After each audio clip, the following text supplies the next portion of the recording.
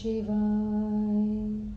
शिवजी सदा सहाय। ओम नमः शिवाय। गुरुजी सदा सहाय। जय गुरुजी। अथ श्री शिव महापुराणे पंचमी उमा संहिता अथ एकोनपञ्चाशोऽध्यायः। मुनय ऊचुः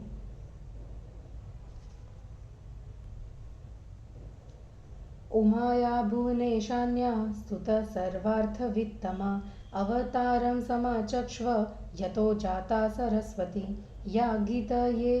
या गीयते परब्रह्म मूलप्रकृतिरीश्वरी निराकारापि साकारा नित्यानन्दमयी सती। सूत उवाच तापसा शृणुत प्रेम्णा चरित्रं परमं महत् यस्य विज्ञानमात्रेण नरो याति परां गतिं। देवदानवयोर्युद्धम् एकदासीत् परस्परं महामाया प्रभावेण मराणां विजयो भवत्। ततो वलिप्ता अमराः स्वप्रशंसां वितेनिरे वयं धन्याः किं करिष्यन्ति नो सुराः। ये प्रभावं समालोक्य स्माकं परमदुस्सहं भीता नागालयं यातेति वादिनः। अहो बलमहो तेजो दैत्यवंशक्षयकरम् अहो भाग्यं सुमनसामेवं सर्वेभ्यः वर्णयन्। तत आविर्भूतेजः कुटरूपं तदेव हि अदृष्टपूर्व तददृष्ट्वा विस्मिताभवन्सुराः। किमिदं चेति रुतकण्ठाः समब्रुवन् अजानन्तः परं श्यामान् अनुभावं मानभज्जनं। तत आज्ञापयदेवान् देवानामधिनायकः यात यूयं परीक्षध्वं याथा तथ्येन किन्वितमिति। सुरेन्द्र प्रेरितो वायुर्महसः सन्निधि गतः कत्स्वं भोरिति सम्बोध्या वोचदेनं च तन्मः इति पृष्ठस्तदा वायुर्मसाति गरीयसा। वायुरस्मि जगत्प्राणः साभिमानो ब्रवीदिदं जगमाजगमं सर्वम् ओतप्रोतमिदं जगत् मय्येव निखिलाधारे चालयाम्यखिलं जगत्। तदोवाच महातेजः शक्तोऽसि यदि चालने द्रुतमेतत्तृणं वायो चालयस्व निजेच्छया। ततः सर्वप्रयत्नेन करोद्धन्नं सदा गतिः न चचाल यदा स्थाना तदा सो लज्जितो भवत। तूष्णीं भूत्वा ततो वायुर्जगामेन्द्रसभां प्रति कथयामास तद्वत्तं स्वकीयाभिभवान्वितं। सर्वेशत्वं वयं सर्वे मृषैवात्मनि मन्महे न पारयामहे किञ्चिद्वितातुं क्षुद्रवत्स्वपि। ततश्व प्रेषयामास मरुत्वान् सकलान् सुरान् न केषुत्से यदाज्ञातुं तदेन्द्रः स्वयमभ्यगात्। मद्दवन्तमथायान्तं दृष्ट्वा तेजोतिदुस्सहं बभूवान्तर्हितः सद्यो विस्मितो बुच्च वासवः। चरित्रमीदृशं यस्य तमेव शरणं श्रये इति साञ्चिन्तयामास सहस्राक्षः पुनः पुनः। एतस्मिन्नन्तरे तत्र निर्वाज करुणातनुः तेषामनुग्रहं हर्तु गर्व शिवाङ्गना। चैत्रशुक्लनवम्यां तु मध्याह्नस्थे दिवाकरे प्रादुरासीदुमादेवी सच्चिदानन्दरूपिणी महो मध्ये विराजन्ती भासयन्ती दिशो रुचा बोधयन्ती सुरान् सर्वान् ब्रह्मै वाहमिति स्फुटं। चतुर्भिर्दधति हस्तैर्वरपाशाकुशाभयान् श्रुतिभिः सेविता रम्या नवयौवनगर्विता रक्ताम्बरपरिधान रक्तमाल्या नुलेपना कोटिकन्दर्पसङ्काशा चन्द्रकोटिसमप्रभा व्याजहार महामाया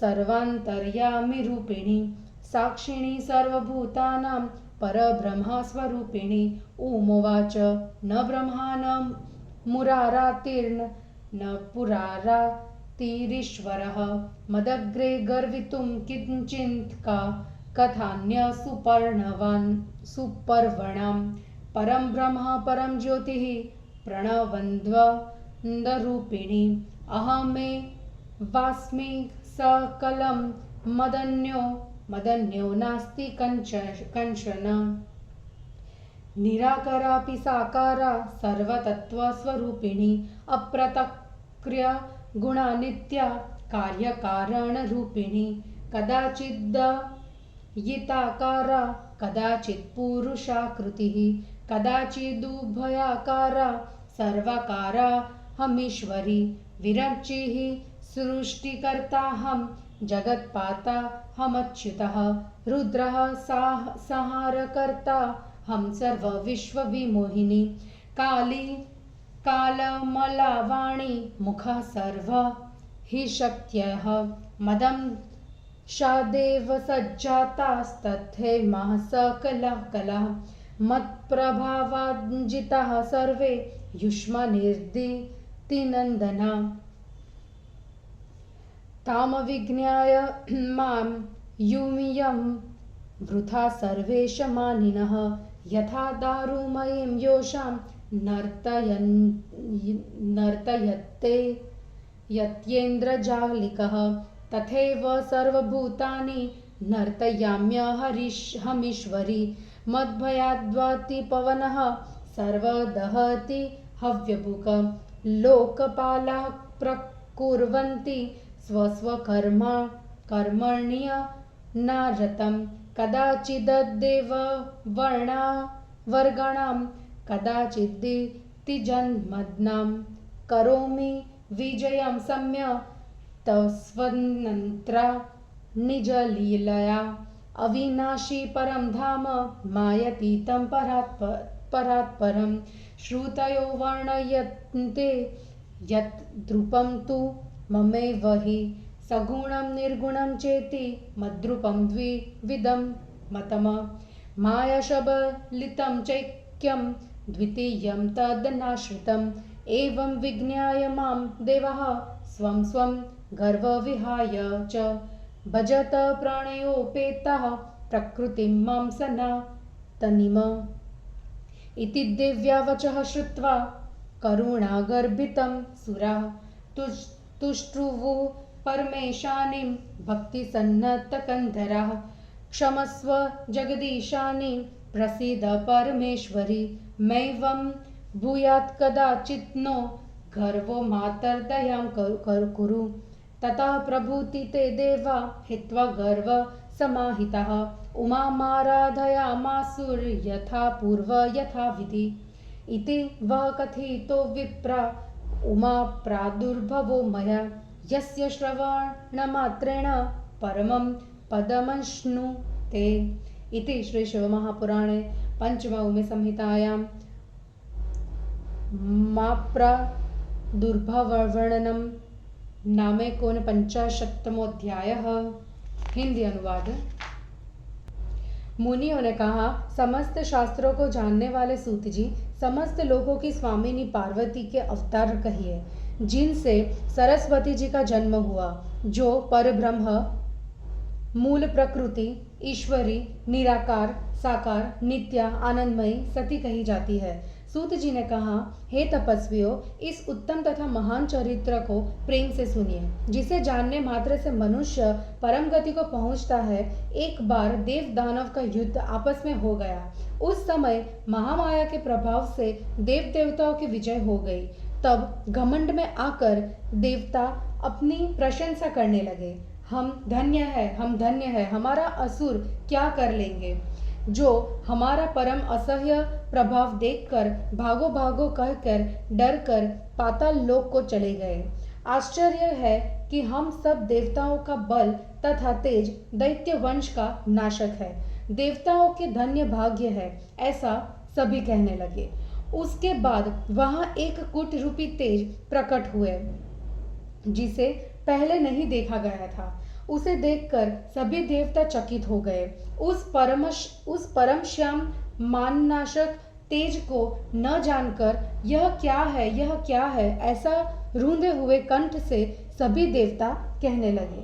तब देवताओं के स्वामी ने देवताओं से कहा, तुम जाओ ठीक ठीक से परीक्षा करो कि यह क्या है।